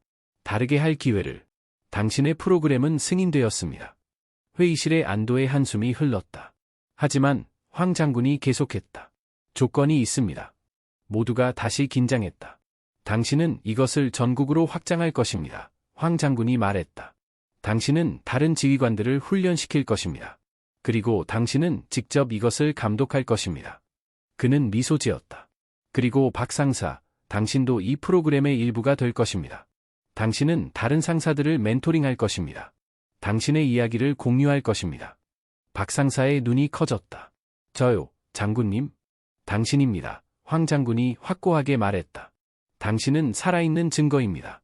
변화가 가능하다는 그것보다 더 강력한 메시지는 없습니다. 황 장군은 시찰단을 바라보았다. 우리는 오늘 역사를 목격했습니다. 군대가 어떻게 발전할 수 있는지를. 우리가 단순히 규칙을 집행하는 기계가 아니라 사람들을 키우는 기관이 될 수 있는지를. 그는 다시 민준을 바라보았다. 강 대령, 당신은 우리 군대의 미래입니다. 당신의 임무를 계속하십시오. 민준은 격려했다. 예, 장군님. 그렇게 하겠습니다. 회의가 끝났다. 시찰단은 만족한 표정으로 떠났다. 회의실에 4명만 남았다. 민준, 최소령, 이대위, 그리고 박 상사. 잠시 아무도 말하지 않았다. 그들은 방금 무슨 일이 일어났는지 처리하고 있었다. 그리고 갑자기 박 상사가 무릎을 꿇었다. 하지만 이번에는 수치심 때문이 아니었다. 감사 때문이었다. 대령님, 소령님, 대위님, 그의 목소리가 떨렸다. 감사합니다. 제 인생을 돌려주셔서. 민준은 그 앞에 무릎을 꿇었다. 박 상사를 일으켜 세웠다. 일어나십시오, 박 상사님. 이것은 당신이 해낸 것입니다. 우리는 단지 문을 열었을 뿐입니다. 당신이 그 문을 통과한 것입니다. 4명은 서로를 바라보았다. 그들은 팀이었다. 그들은 무언가 특별한 것을 만들어냈다. 그리고 이것은 단지 시작일 뿐이었다. 제12장, 결말. 3개월이 흘렀다. 이른 아침, 박태원 상사는 훈련장에 서 있었다. 하지만 이번에는 혼자가 아니었다. 그의 옆에는 15명의 젊은 병사들이 서 있었다. 좋습니다, 여러분, 박 상사가 말했다. 오늘 우리는 기본 전술 훈련을 복습할 것입니다. 하지만 시작하기 전에 여러분에게 질문하겠습니다. 왜 우리가 이것을 배우는지 아십니까? 한 이등병이 손을 들었다. 명령을 따르기 위해서입니까, 상사님? 박 상사는 미소 지었다. 부분적으로는 맞습니다. 하지만 더 깊은 이유가 있습니다. 우리는 이것을 배웁니다. 왜냐하면 언젠가 이 지식이 여러분의 생명을 구할 수 있기 때문입니다. 그리고 여러분 옆에 있는 동료의 생명도. 병사들은 진지하게 고개를 끄덕였다. 기억하십시오, 박 상사가 계속했다. 우리가 하는 모든 것에는 이유가 있습니다. 그것을 이해할 때 여러분은 단순한 군인이 아니라 전사가 됩니다. 훈련이 시작되었다. 박 상사는 인내심 있게 가르쳤다. 실수를 지적했지만 격려와 함께, 요구했지만 존중과 함께. 1시간 후, 정민호 이병이 다가왔다. 상사님, 감사합니다. 민호가 말했다. 무엇 때문에, 정이병? 상사님께서 변하신 것 때문입니다. 민호가 진심으로 말했다. 그것이 저에게도 가능하다는 것을 보여주셔서요. 더 나은 사람이 되는 것이. 박 상사는 민호의 어깨를 두드렸다. 그것은 우리 모두에게 가능합니다, 민호야. 우리가 노력하기만 한다면. 같은 시각, 강민준 대령은 서울의 국방부 회의실에 있었다. 그는 전국의 기지 지휘관들 앞에서 발표하고 있었다. 리더십 혁신 프로그램은 단순한 훈련 과정이 아닙니다. 민준이 설명했다. 이것은 우리가 군인들을 보는 방식의 근본적인 변화입니다. 화면에 통계가 나타났다. 지난 3개월간의 결과였다. 우리는 이미 50명의 군인들과 함께 작업했습니다. 그중 35명이 성공적으로 재통합되었습니다. 70%의 성공률입니다. 청중 사이에서 박수가 터져 나왔다. 하지만 숫자보다 더 중요한 것은 사람들입니다. 민준이 계속했다. 각 숫자 뒤에는 인생이 있습니다. 가족이 있습니다. 회복된 꿈이 있습니다. 발표가 끝난 후 여러 지휘관들이 민준에게 다가왔다. 질문을 하고 조언을 구하고 협력을 제안했다. 최소령이 민준 옆으로 왔다. 대령님, 자랑스럽습니다. 우리가 이룬 것에. 민준은 미소 지었다. 우리 모두의 노력입니다. 최소령님. 당신과 이 대위, 그리고 박상사. 우리는 팀입니다. 오후에 민준은 기지로 돌아왔다. 그는 바로 훈련장으로 향했다. 박상사가 병사들을 가르치는 것을 보고 싶었다. 멀리서 그는 박상사를 봤다. 병사들 사이에서 웃으며 시범을 보이며 격려하며 완전히 다른 사람이었다. 아니, 그가 한때 그랬던 사람으로 돌아온 것이었다. 민준은 접근하지 않았다. 단지 지켜봤다. 그리고 만족감을 느꼈다. 대령님, 이 대위가 옆으로 왔다. 생각에 잠기셨네요. 이 대위, 민준이 말했다. 당신은 이 모든 것에서 무엇을 배웠습니까? 이 대위는 잠시 생각했다. 진정한 리더십은 권력이 아니라는 것을 배웠습니다. 그것은 다른 사람들이 최고의 자신이 되도록 돕는 것입니다. 민준은 고개를 끄덕였다. 정확합니다. 그리고 그것이 당신이 훌륭한 지휘관이 될 이유입니다. 저녁이 되어 박상사는 자신의 방에서 일기를 썼다. 이것은 이제 그의 습관이 되었다. 90일째 날, 오늘 나는 15명의 병사들을 가르쳤다. 그들은 내 말을 경청했다. 나를 존경했다. 두려움 때문이 아니라 존중 때문에. 그는 잠시 펜을 멈추고 생각했다. 3개월 전, 나는 모든 것을 잃을 뻔했다. 내 경력, 내 명예, 내 자신. 하지만 한 사람이 나를 믿어주었다. 그리고 그것이 모든 것을 바꾸었다. 이제 나는 다른 사람들을 돕고 있다. 한때 나처럼 길을 잃은 사람들을. 그것이 내 목적이다. 내가 받은 두 번째 기회를 다른 사람들에게도 주는 것. 박상사는 일기를 닫고 창문으로 걸어갔다. 밖에는 별들이 빛나고 있었다. 그는 미소 지었다. 평화로운 미소였다. 다음 날 아침, 전체 기지가 특별 행사를 위해 모였다. 황 장군이 다시 방문했다. 하지만 이번에는 시찰이 아니었다. 이것은 인정의 순간이었다. 오늘 우리는 특별한 일을 합니다. 황 장군이 1000명의 병사들 앞에서 말했다.